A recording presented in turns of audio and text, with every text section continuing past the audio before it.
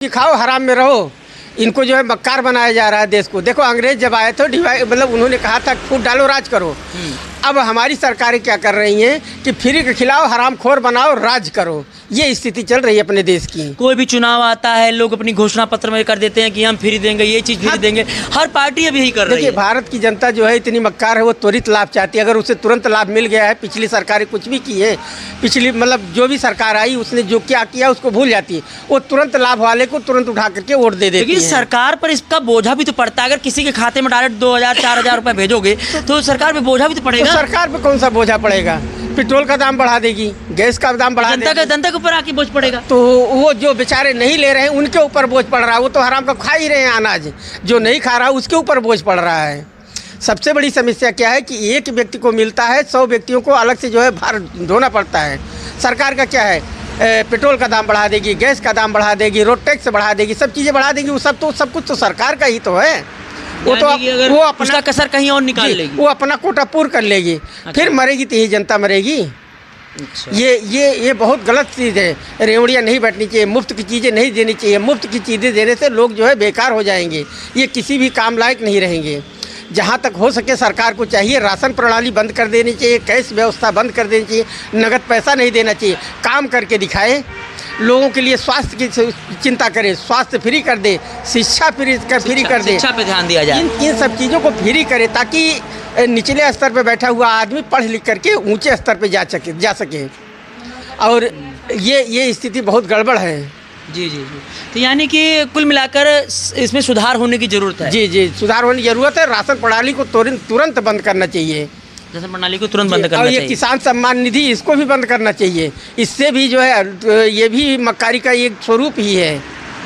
लेकिन इस किसान सम्मान निधि से लोग कहते हैं कि उनके घरों में अगर साल में 6000 आता है तो उसमें कुछ फसल में फ़ायदा हो जाता है। 6000 आता है, 6000 दारू पी जाएंगे वो। 6000 फसल में नहीं लगाएंगे। फसल में कहाँ से लगाएंगे? फसल में नहीं लगाते। फसल के लिए वो राशन दे नहीं रही सरकार। अच्छा। कितना गेहूँ खरीदी है सरकार ने, कितना अनाज पाई है, अब कितना धान मिला है इसको? तो धान पैदा ही नहीं कर रहे, गेहूँ पैदा ही नहीं कर रहे लोग। जो किसान कहते हैं हमें तो मिल ही रहा है, अब प्लस 6000 भी मिल रहा है। 1-2 दिन मजदूरी कर लेंगे तो हमारा तो बड़े आराम से खर्चा चल जाएगा। ये जो 6000 रुपये मिल रहे हैं ये केवल लोग जो है इसको अनावश्यक रूप से खर्च कर रहे हैं, आवश्यक रूप से नहीं खर्च कर रहे हैं।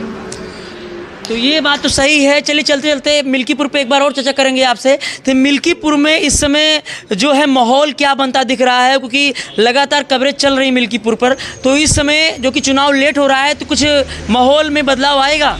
ऐसा कुछ नहीं भैया। जैसे देखिए कटेरी में जो है आज लगभग 30 अनिल तिवारी के बाद में पहली बार जो है धर्मराज निषाद बीजेपी से जीते हैं। ऐसे ही मिल्कीपुर में जो है बीजेपी ही जीतेगी, बहुत बम्पर वोटों से जीतेगी। अब जो है विपक्ष की कोई भी पार्टी आ नहीं पाएगी, अब सिर्फ बीजेपी रहेगी। लेकिन सपा के लोग तो कह रहे हैं कि कोई बात नहीं, कटहरी अगर हार गए लेकिन मिल्कीपुर जीत जाएंगे, गढ़ माना जाता है। गढ़ तो कटहरी भी था उनका, गढ़ तो उनका कटहरी भी था। गढ़ वढ़ किसी का नहीं होता। अब उनका गढ़ ढह गया क्योंकि उनकी बातें सब जान गए कि वो जो है पीढ़ी है एकदम बिल्कुल सिर्फ मुस्लिमों के लिए है और किसी के लिए नहीं है। हिंदू कभी भी उसको वोट नहीं दे सकता है। नहीं, अगर जैसे मिल्कीपुर में अगर चुनाव हो जाता है, अगर बीजेपी वहाँ जीतती है, क्या विकास होने की संभावना है? बिल्कुल विकास तो होगा। ये बताइए आज रोडें देख रहे हैं आप, खुद ही देख रहे हैं, रोडें चमाचम हो गई, सब कुछ हो गया, सारी फैसिलिटियाँ तो मिल रही हैं। गैस सिलेंडर आपके घर पे आ रहा है और सारी चीज़ें जितनी हैं सब चीज़ें मिल रही हैं। यानी कि अगर बीजेपी वहाँ जीत जाती है, जो भी कार्यकाल बचा हुआ है अभी, इनके दौरान में मिल्कीपुर में विकास होने की संभावना बढ़ जाएगी। बिल्कुल होगा। तो अगर सपा से कोई जीतता है तो? सपा जीतेगी नहीं। अगर जीत जाता है तो विकास कभी भी जीत ही नहीं सकती, क्योंकि सब कुछ जान रहे हैं कि बताइए पिताजी उनके सांसद बन गए, बेटा जो है विधायक बन जाएगा, उनकी माँ उनकी बहू सब लोग जिला पंचायत बन जाएगा, सब उन्हीं के घर में चला जाएगा। तो बाकी जनता क्या घास खोदने के लिए है? क्यों ऐसा क्यों करते हैं? सपा में बहुत सारे चेहरे हैं, एक ही घर में क्यों टिकट दिया जाता है? तो यही तो है इनके अंदर में कि हम जितने हैं उतने सुरक्षित रहे, पूरा परिवार से जो है सारा पद लिए रहे। यही तो इनकी कमी है, इसीलिए जो है ये कभी भी नहीं जीतेंगे अब। यानी कि अब सत्ता में जल्दी वापसी नहीं होगी? कभी नहीं होगी, जल्दी कभी भी नहीं होगी इनकी वापसी। अखिलेश यादव अपने जीवन काल में मुख्यमंत्री नहीं बन पाएंगे, सांसद या विधायक ही बन के रहेंगे वो। इसके अलावा वो सत्ता में नहीं आ पाएंगे। अच्छा, तो मिल्कीपुर में जो वहाँ की गरीब जनता है उनके लिए बीजेपी वालों ने क्या काम करने की सोच रही है? जब बीजेपी जो गरीब जनता है, बहुत असहाय है, जिनके पास खाने को 2 वक्त की रोटी नहीं, बहुत से घर ऐसे भी पड़े हैं, उनके लिए सरकार क्या योजना बनाती है? ऐसा कोई घर नहीं है हिंदुस्तान में खाने के लिए, किसी के पास कोई नहीं मर रहा है।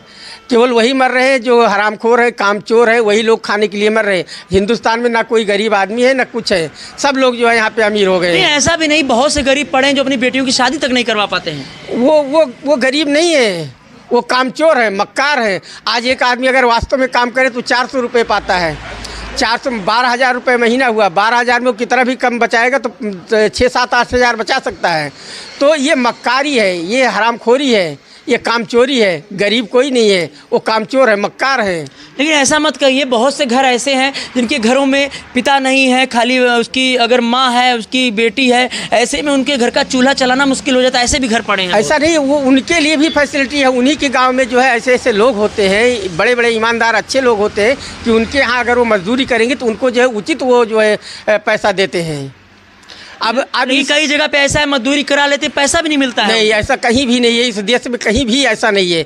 मजदूरी करवाने वाले आदमी को पैसा तुरंत देते हैं। कुछ जगह पे ऐसा होता है, कराने के बाद पैसा देते हैं कुछ लोग हैं। वही है, जब वो मजदूर गया, वो काम ही नहीं किया, वहाँ पे मक्कारी किया, कामचोरी किया, तो कहाँ से देंगे पैसा? अच्छा, वो कामचोरी की वजह से नहीं देते। अगर वास्तव में जो मजदूर मेहनत से काम करता है उसका पैसा लोग देते हैं। अच्छा, तो यानी कि अब जो मिल्कीपुर का जो चुनाव होने की संभावना है, इस महीने में नहीं होने वाला, अगले महीने में जनवरी में घोषणा हो जाएगी। जी, चुनाव की जनवरी में घोषणा हो जाएगी और इसके बाद में बीजेपी वहाँ से बहुत बम्पर वोट से जीतेगी। बम्पर वोट जीतेगी। लेकिन वहाँ पे कैंडिडेट जैसे कि 2 चेहरों की ज़्यादा चर्चा होती रहती है, बाबा गोरखनाथ और दूसरा कि चंद्रभान पासवान।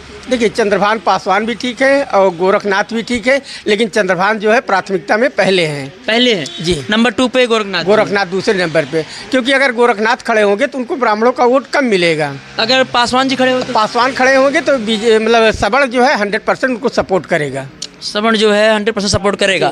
तो पासवान की चर्चा जो ज़्यादा, मतलब आपका कहना है पहले नंबर पे हैं, किन कारणों से पहले नंबर पे होंगे? देखिए, सबसे बड़ी बात है उनकी अभी तक वो राजनीति में कभी सफल नहीं हुए, पहली बार आ रहे हैं, इसलिए उम्मीद किया। युवा चेहरा है?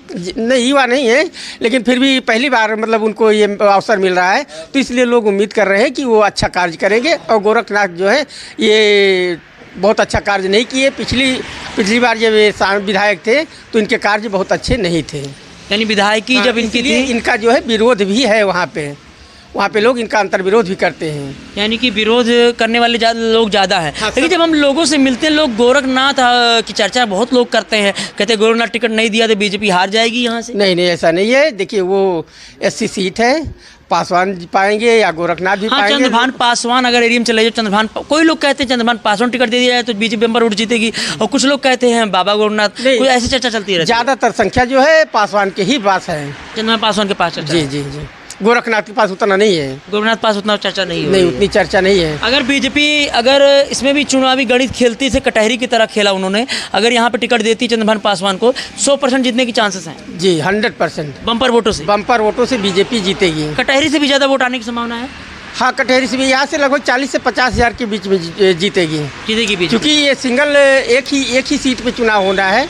ये ज़्यादा से ज़्यादा जो है लोग जो है बीजेपी को वोट करेंगे और ज़्यादा से ज़्यादा वोटों से जिताएंगे जी।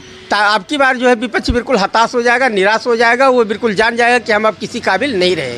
यानी आपकी बार अगर यहाँ से मिल्कीपुर से सपा हार जाती है तो ये समझ लीजिए कि उनके दोबारा वापसी करना मुश्किल होगा। नहीं, अब वो कहाँ वापसी कर पाएंगे। अब वो बस वही 30-40 सीटों में रह करके रह जाएंगे। अच्छा, पूरे उत्तर प्रदेश में 25-30 सीट से ज़्यादा नहीं मिलेगी उनको अब पूरे उत्तर प्रदेश? जी। लेकिन वो कहते थे कि अखिलेश यादव जी की अगर आज की डेट में चुनाव करा दिया जाए तो यहाँ से सपा जो है बम्पर वोट जीत जाएगी पूरे उत्तर प्रदेश। अरे, वो बुलडोजर के आगे भाग रहे हैं। बुलडोजर देख रहे हो उनको कैसे खदेड़ रहा है। बुलडोजर के आगे वो टिक ही नहीं पाएंगे। तो अरे, अखिलेश जी ने खुद ही जो है योगी आदित्यनाथ को जो है प्रचलित कर दिया बुलडोजर के नाम से। तो आज उनका नाम बाबा बुलडोजर पड़ गया। अब बाबा बुलडोजर पड़ गया। बुलडोजर से उनको डर लगता है। वो बेचारे वो देखेंगे, बुलडोजर देखते हैं तो अपनी गाड़ी पिछवाड़ा ले देते हैं। अच्छा, तो इसलिए बीजेपी का शासन है, बीजेपी का शासन रहेगा और अब सपा उपा नहीं आएगी। सपा हो गई एकदम से। अच्छा, चलिए धन्यवाद। और आज हमारी चर्चा हुई मिल्कीपुर उपचुनाव पे।